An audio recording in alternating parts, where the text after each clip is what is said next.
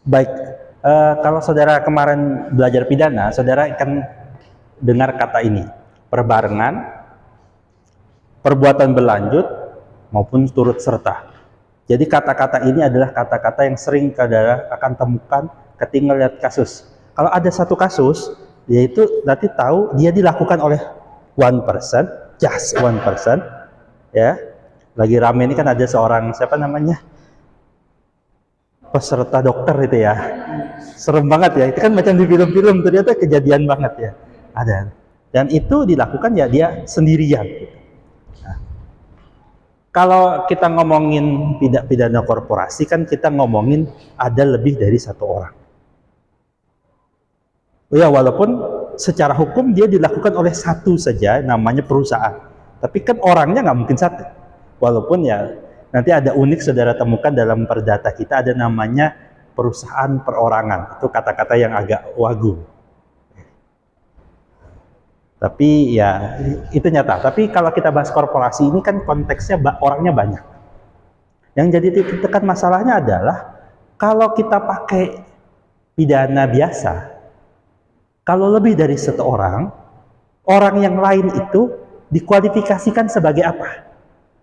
Apakah dia turut, misalnya mohon maaf, pemerkosanya tuh berarti lebih dari satu, atau dia tuh megangin aja, atau dia tuh penyedia alatnya, atau dia penyedia roomnya, atau dia itu turut serta melakukan, dia pembantu atau apa macam-macam gitu ya, kan gitu. Dan masing-masing orang itu dikategorisasi dengan sesuatu yang berbeda, masing-masing punya kategorisasi, oh dia pelaku, dia pembantu, dia itu gitu ya. Sedangkan di tidak pidana korporasi, apapun itu dia dikualifikasikan sama. Kenapa? Karena pada dasarnya mereka sedang melakukan satu yang sifatnya organize.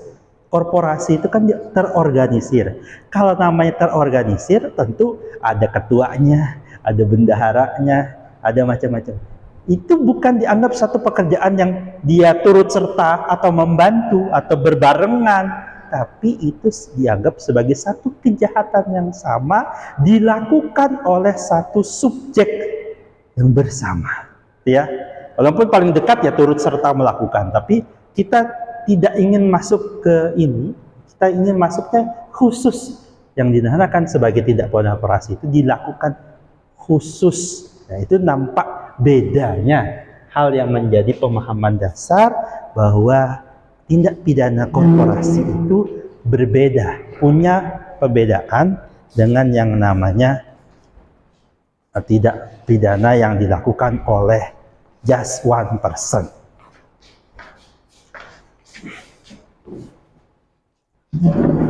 Oke.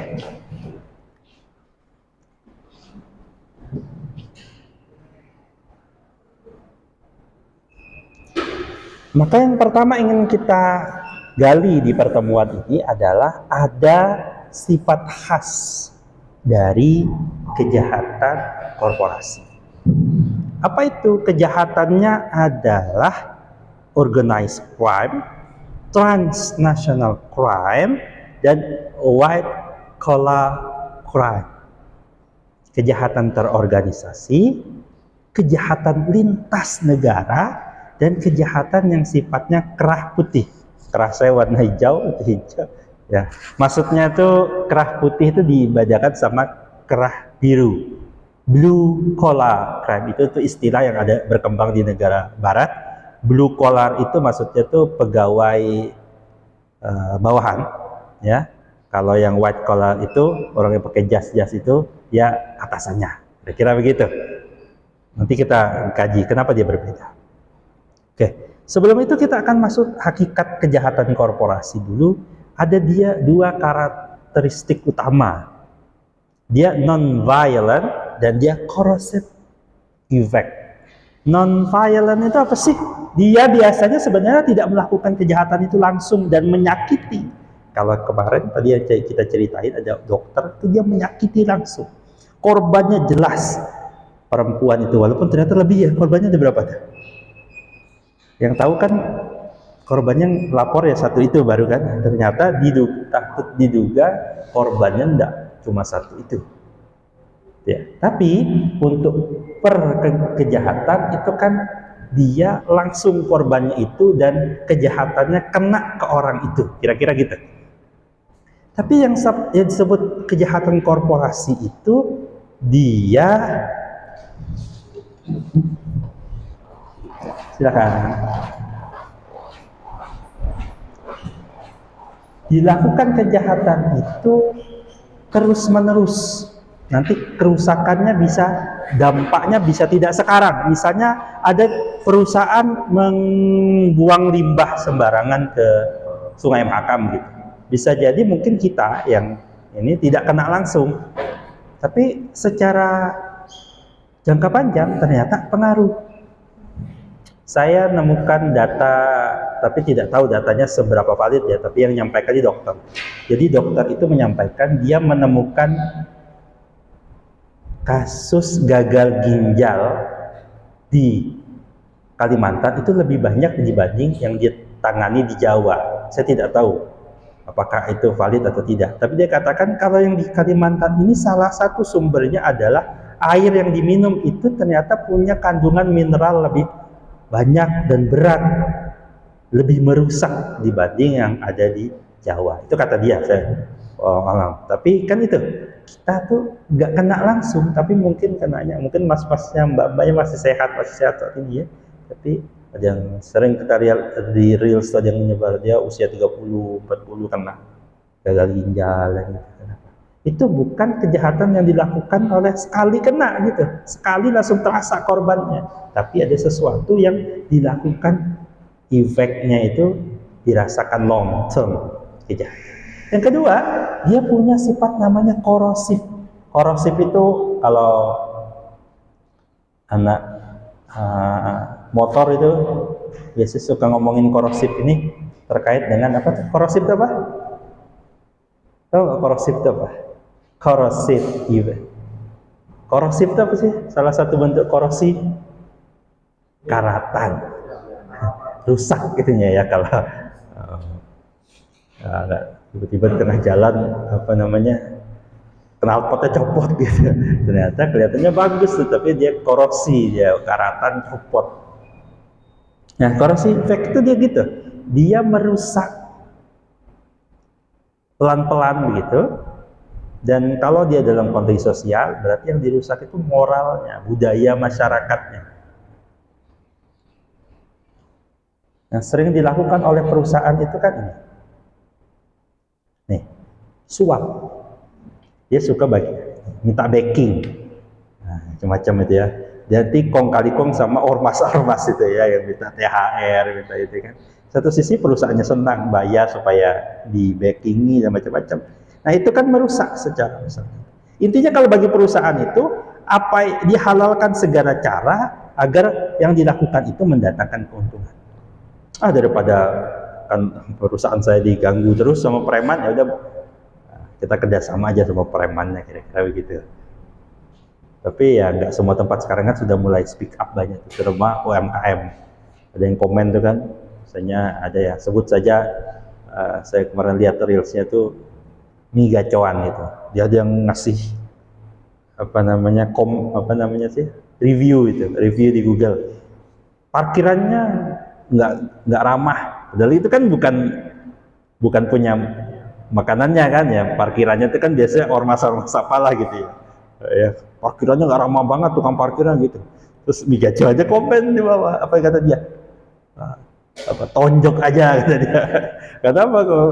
Mereka pun terganggu sebenarnya dengan pelaku-pelaku yang tidak sehat itulah ya, tukang-tukang palak gitu. Kira-kira begitu, dia sifatnya korupsi. Tapi saya tidak akan banyak bahas itu. Saya akan bahas di sini. Ternyata kejahatan korporasi itu uniknya dia punya 3 model. Ternyata nggak satu model. Selama ini kan kita ngomongin satu, pokoknya begitu. Ternyata modelnya itu ada tiga macam. Kalau mau dipetakan, modelnya itu ada 3 macam. Model pertama adalah crime for corporation. kejahatan yang committed for the corporate. Maksudnya apa? Ya dilakukan untuk perusahaan itu. Ya, intinya ini yang sering kita bahas itu. Ya, perusahaannya nyogok agar izinnya dapat, tambangnya jalan, dia bisa apa namanya? Dia melakukan tindakan aktivitas bisnisnya tuh lancar lah gitu, pakai pelicin dan sebagainya. Ini biasa, ini yang sering kita bahas. Tapi ternyata konteksnya ada yang lain.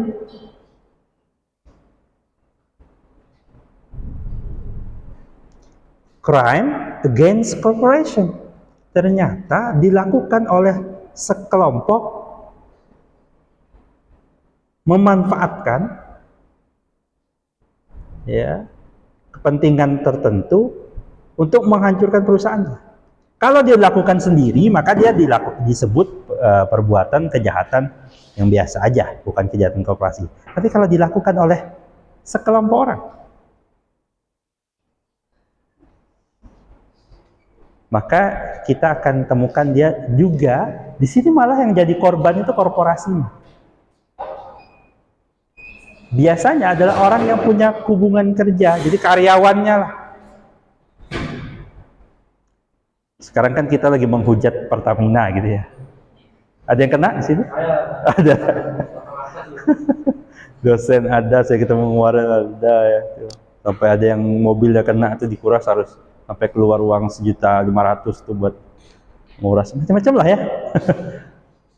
Tapi dalam konteks ini jangan-jangan ya, kita kan melihatnya dugaan. Orang hukum tuh kadang suuzonnya tinggi. Ya.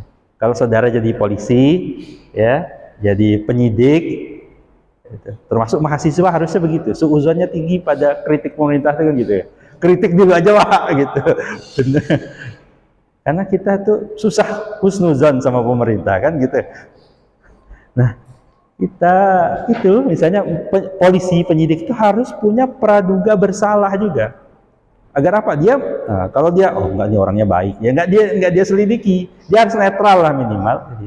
Apakah kejahatan ini dilakukan oleh misalnya dilakukan oleh Pertaminanya sebagai kejahatan korporasi, atau ternyata ada sebagian orang yang malah itu juga merugikan Pertaminanya. Ya. Nah, dengan konteks pembagian begini ternyata bisa jadi ada crime for the corporation, kejahatan memang korporasi itu yang dia melakukannya, atau kejahatan itu dilakukan oleh sebagian orang, bahkan dia menjadikan korporasi itu sebagai korban. Saya nemukan berapa banyak, terutama kalau dia punya cabang. Kadang cabangnya itu bermain. Ya. Yang bermain itu cabangnya, yang akhirnya nanti kena bolanya mana? Pusatnya. Nanti apa beda yang ini sama di atas? Nanti kelihatan apakah yang di atas itu dapat keuntungan, apakah mengetahui itu ya, apakah tidak melakukan tindakan dan sebagainya.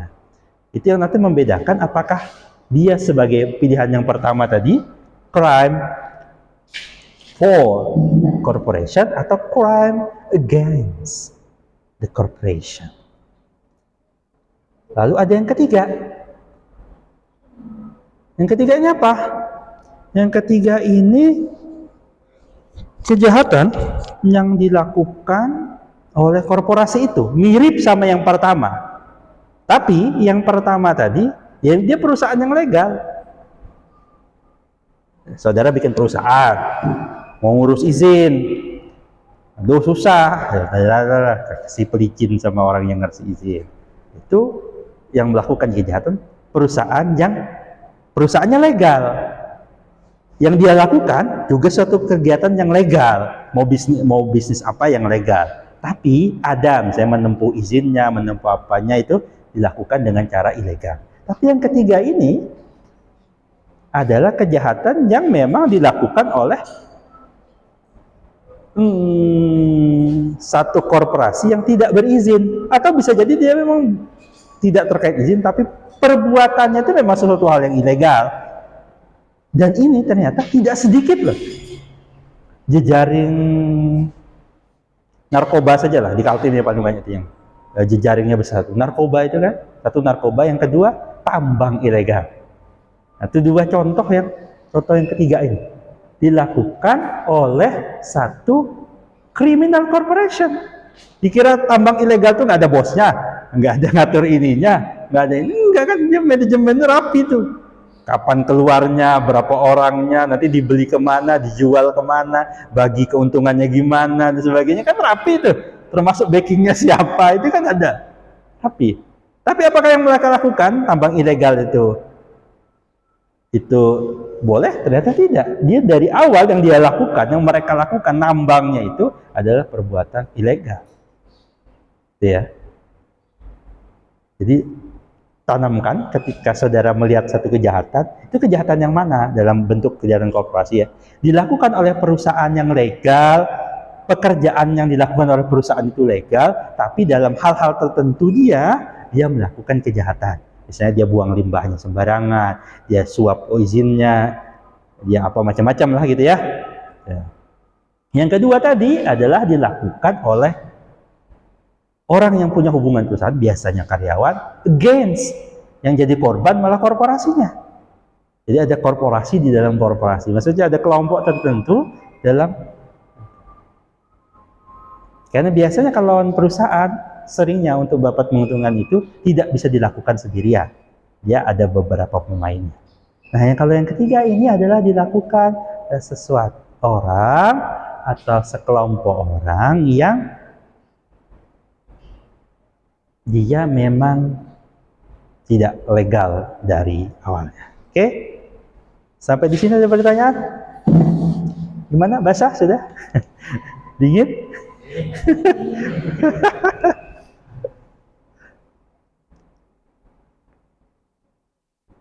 Oke.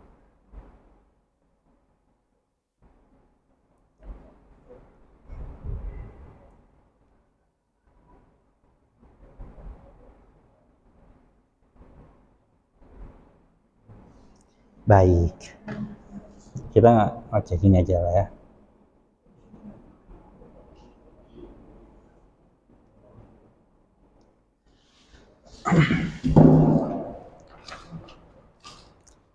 Saya perlu mengingatkan, saudara punya tugas ngapain?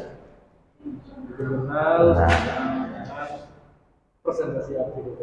Oke. Karena dingin, nanti aja lah presentasinya ya. Siap. Tapi saya sangat apresiasi. Maksudnya presensi ada? Ada nggak nih? Presensinya ada nggak? Kalau si Padu belum datang. Ya, nanti kalian atur lah ya. Saya sampaikan tadi baru beberapa orang. Jadi sebenarnya kalian itu punya hak untuk tidak masuk. Maksud saya, itu istilah saya sih. Saya dulu waktu mahasiswa kayak gitu. Tidak masuk tuh berapa lama? Banyak kan kehadiran saudara wajibnya berapa? 80% sekitar itu ya. Nah, berarti kan sisanya itu boleh nggak masuk kan? Ya, sebenarnya saudara nggak masuk tuh nggak apa-apa. Dulu saya waktu zaman mahasiswa tuh ngitung, pokoknya saya di kelas yang ini saya sudah bolos berapa kali ya. Yang penting saudara tidak leftover dari jatah bolos itu, bahasa teman saya gitu. Nah gitu. Lalu yang kedua, kenapa saya ngadain ini sebenarnya di kelas ini? Saya ingin merubah sedikit cara pandang yang saya temukan di Samarinda ini adalah, Pak, nggak bisa, kenapa? Karena hujan deras dan banjir. Maksud saya begini, ya itu memang bencana alam yang kita tidak bisa. Cuma kan kita sudah tahu bahwa kita hidup di sini. Maka saudara harus siap-siap dengan hidup begitu. Maksudnya gimana? Saudara kalau nanti punya klien, ada sidang Pak di pengadilan, rapat itu. Emang ada bisa alasan, Pak, banjir? Bisa? Enggak kan? Apalagi misalnya saudara kerja di pengadilan ya, pokoknya yang berkaitan dengan pengadilan. Saudara nggak datang, tinggal. Apalagi saya menemukan, Pak, kami mohon izin Pak ya. Izinnya apa? Agak telat. Telatnya nunggu apa? Nunggu reda. Siapa yang tahu kapan redanya kan gitu. Saya banyak nemukan rapat. Jadi nggak rapat nih saya tanyakan. Saya temukan juga tuh. Nadira rapat ini. Bentar ya nunggu reda. Ya itu kan ada sesuatu hal yang jangan dinormalisasi. Berarti saya nggak bisa, nggak apa-apa. Tapi kok tahu konsekuensi saya nggak bisa datang Pak. Dan saya punya konsekuensi ini. Tapi kalau kita sudah hidup di Kalimantan yang memang begini keadaannya, jangan berharap berubah banyak gitu. Ya saudara harus ya ya harus bersiap diri, harus bagaimana caranya kan gitu. Nah, teman-teman saya di Jakarta kan gitu, Pak, saya yang jadi normalisasi biasanya orang yang belum ke Jakarta itu bilang, Pak kenapa telat, kamu telat kenapa, macet Pak. Jakarta itu memang macet, jadi itu bukan alasan. Ya caranya ya saudara, gimana caranya tahu kalau itu bakal macet, jangan apa ya, ya saya tidak marahin yang datang yang nggak datang kan, saya cuma mencoba menormalisasi. Saudara latihan, kalau di kelas itu kan bebas, kalian nggak masuk pun ya tadi saya bilang ya kalian punya jatah bolos nggak apa-apa. Tapi kalau nanti di dunia kerja itu hati-hati. Kalau di dunia kerja kayak saya ini kan saya punya kewajiban masuk nih, ya kan, saya wajiban ngajar. Mau satu orang yang saya datang itu gaji saya tetap loh, kayak gitu. Gaji saya tetap, mau yang masuk kelas ini satu, mau dua, mau tiga, mau seluruhnya masuk, itu saya tidak pengaruh. Dan dosen itu misalnya satu kelas ini lulus atau satu kelas ini nggak lulus semua. Kalau nggak lulus semua aja masalah juga. Itu ada sih, jangan lah dosen begitu. Maksud saya biasanya begini, kalau saya tuh saya akan cek apakah ada yang nilai A, ada yang E. Nah, berarti kalau ada yang dapat E, tapi ada yang dapat A, berarti itu wajar. Beda kalau sekelas C, D semua gitu baru masalah kan gitu. Tapi kalau masih ada yang A, masih ada yang B, masih ada yang C, dapat D, E ya wajar aja gitu ya. Ini latihan saja nih, mudah-mudahan hari ini tuh jadi membekas di pikiran kalian bahwa nanti di dunia kerja gitu. Soalnya kan saudara ya kita nggak bisa menentukan, tidak mengatur sesuatu yang tidak bisa kita tentukan kayak banjir, hujan, sebagainya. Aduh Pak, kami nggak punya mobil. Ya saya dulu rumah saya di Tenggarong. Gimana cara supaya kalau hujan saya bisa selamat sampai Samarinda? Nah, gitu. Saya dulu kadang ya saya punya ganti baju biasanya gitu. Rumah nanti sampai kampus saya ganti pakaiannya. Kenapa? Karena basah. Sesampai begitu dulu. Ini latihan saja. Kalau di dunia kerja saudara harus siap gitu. Oke. Ada 10 menit.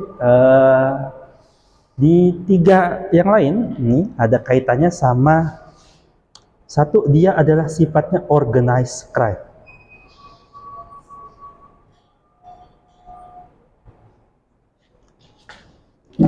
Apa itu organized?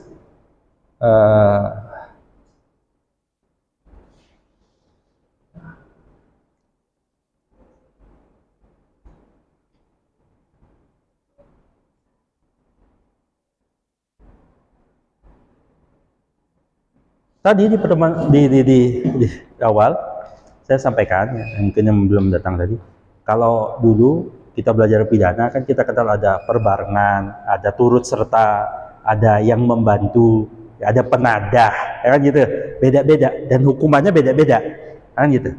Tapi kalau di sini dia dianggap sebagai satu hal yang terorganisir, walaupun mungkin kerjaannya beda-beda, ada yang jadi supirnya, ada ini, itu tidak dihitung sebagai sesuatu yang sifatnya turut serta gitu. Tapi kalau itu dalam satu kegiatan yang ya, saudara ngadain seminar ya, bertanggung jawab atas seminar itu, bukan oh, Pak saya kan cuma supirnya, saya kan cuma ini, saya MC-nya Pak, saya bagian luar Pak, jaga parkir, gitu. Nah itu dianggap satu kesatuan yang sifatnya organized, terorganisir. Karena memang yang sifatnya korporasi yaitu dia punya pembagiannya. Kalau tadi ya misalnya ada orang tambang ilegal itu, lalu dia katakan, Pak kami kan cuma supirnya, kami cuma yang jaga di sini, saya kantinnya Pak, kayak gitu.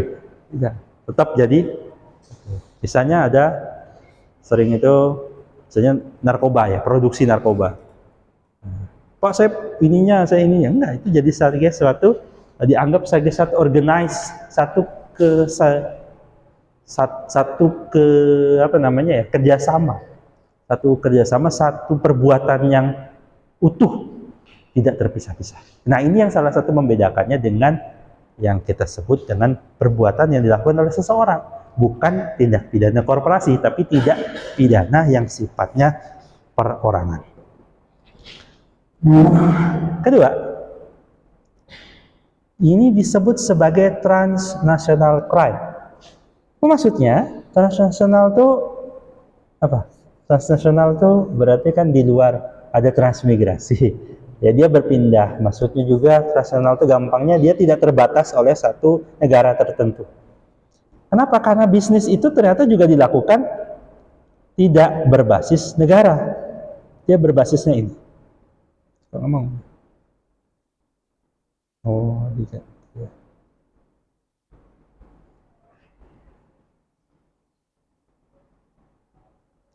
Dia melakukan tuh dua hal. Bisnis, perusahaan apa namanya, Apple, ada yang pakai Apple? Segera sewa ya. Nah, bukan, candaan aja ya. iPhone itu kan lekat itu dari Amerika gitu. Tapi kan ternyata pabrikannya nggak cuma ada di Amerika, ya kan? Pabrikannya bisa di mana? Dan yang alot kemarin adalah mereka ingin pabrikannya ada di Indonesia juga. Ternyata itu berkaitan dengan dua hal ini. Yang pertama, mereka mendekati pasarnya. Pertama, dia mendekati pasarnya. Yang kedua, mendekati bahannya. Dua hal ini. Kenapa mereka jualan itu di Indonesia? Ya karena pasarnya di Indonesia. Kenapa perusahaan Freeport dari Amerika bikin perusahaan di nambang di itu? Karena sumber dayanya ada di Indonesia. Kita harus memahami bahwa berbisnis itu dia tidak membatasi diri pada sekat-sekat. Cuma karena pidana itu punya sifat nasionalisme. Maksudnya apa? Ada yang pernah nyimeng di sini? Ganja? Ada? Di beberapa wilayah di negara lain, misalnya di Amerika, di beberapa titik negara bagian Amerika, ganja itu dijual legal. Ya. Itu kan berarti ada perbedaan. Tidak pidana itu kadang sifatnya dia hanya berlaku di yurisdiksi tertentu, di wilayah tertentu. Di Indonesia ada keunikan, misalnya di Aceh. Jadi saudara kalau naik maskapai penerbangan di Aceh itu, pramugarinya kalau berangkat dari Jakarta dia pakai, mohon maaf, tidak pakai jilbab misalnya gitu. Nanti pas mau turun di Aceh dia kan dandan dulu, ganti pakai jilbab dulu. Coba cari itu, ada videonya begitu. Kenapa? Karena di Aceh diwajibkan begitu. Itu kan ada aturan yang berbeda. Jadi masalahnya kalau bisnis ini transnasional dan peraturannya beda-beda, nah itu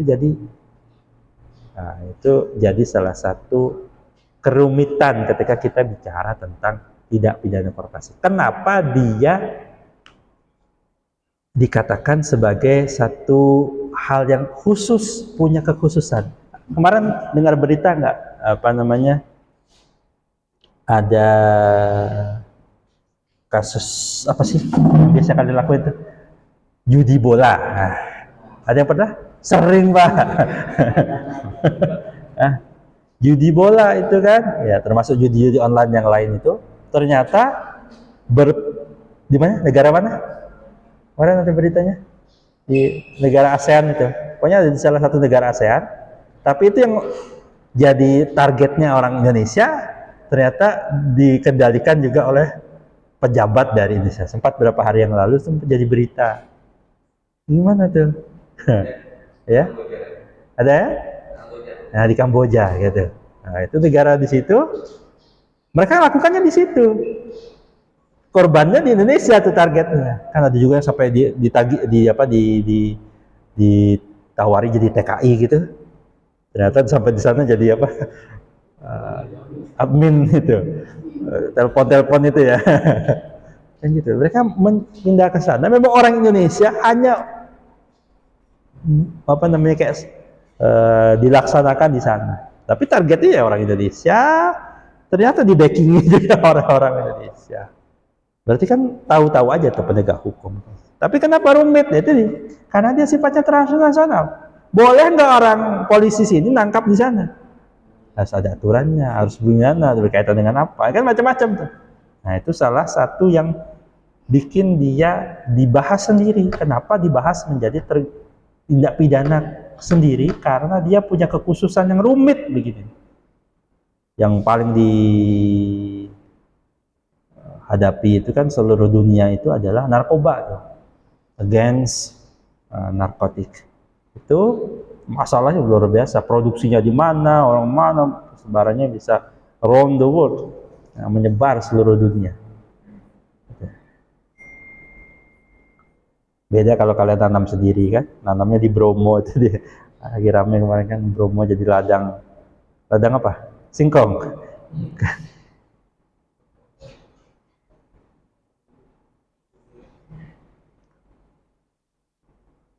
Terakhir, dia sifatnya white collar crime. Apa sih bahasanya white collar ini? Intinya white collar itu bicara tentang apa sih bedanya, kenapa ini dibedakan gitu sama kejahatan lain? Karena dia tuh dilakukan oleh sesuatu pelaku yang luar biasa, bukan orang biasa-biasa saja, bukan sesuatu yang biasa-biasa saja. Secara ekonomi, secara kedudukan sosial dan biasanya dia lebih tinggi dibanding pelaku yang lainnya. Makanya korupsi itu disebut juga sebagai white collar crime. Kenapa? Karena dilakukan oleh pejabat. Seharusnya dia melakukan sesuatu yang baik, dia malah dia yang diberi amanah untuk melakukan suatu hal yang baik itu, dia malah melakukan suatu hal yang buruk yang dampaknya sangat besar. Itu yang dibedakan dengan kejahatan biasa. White collar crime itu biasanya dia punya kedudukan tinggi, baik dari pandangan sosial maupun dalam sudut pandang. Sini disebut kejahatan justru dilakukan oleh pihak yang terlihat terhormat, padahal sebenarnya ia penjahat. Oleh karena itu sedang ramai juga beberapa hari yang lalu dalam dunia media massa terkait dengan ada seorang guru besar ya diberhentikan dari jabatannya karena ada ya dengar kabar itu, kampus saya lagi dulu ya. Saya kenal orangnya baik betul selama itu. Saya kaget betul dapat kabarnya. Ya, dituduh melakukan tindak pidana kekerasan seksual. Wallahu alam saya tidak tahu kasusnya, cuma kan gitu. Orang yang apa namanya? Oleh karena itu memang kampus sekarang itu sedang jadi saya juga mendorong ya.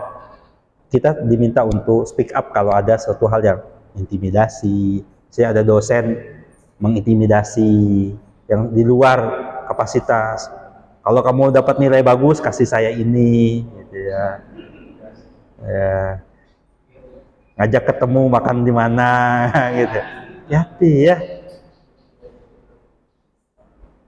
Sekarang mudah-mudahan di kampus kita nggak ada. Tapi kalau ada, speak up lah, gitu. Mending terungkap daripada terjadi skandal yang lama, apalagi repotnya di kalangan mahasiswa udah jadi kayak, mohon maaf tuh kayak bau kentut, ya. Apa namanya, baunya keciuman, tapi nggak ada yang bisa dituduh nih siapa. Gitu. Jadi jangan jadi kayak gitu. Kalau bisa, kalau ada keburukan begitu segera dilaporkan saja. Kalau kami suruh bayar sekian Pak, harus begini kan, ada yang kadang selentingan gitu. Jadi tolong disampaikan saja kepada yang berwenang. Karena saya bukan pengurus di S1 lagi ya, saya tidak banyak mengurus di S1 ya. Tapi kewajiban saya selalu akan mengulang itu. Karena saya nggak tahu kejahatan, namanya kejahatan itu. Apalagi dengar tadi ya cerita orang yang sangat saya hormati, sangat saya teladani lah gitu. Tapi ternyata beritanya langsung booming sampai dipecat, bukan lagi ditegur 1-2, enggak, dipecat. Baik, wah, jatah saya ngajar habis jamnya. Kelas berikutnya ada nggak dosennya? Ada ya? Ya, terima kasih. Saya akhiri di sini.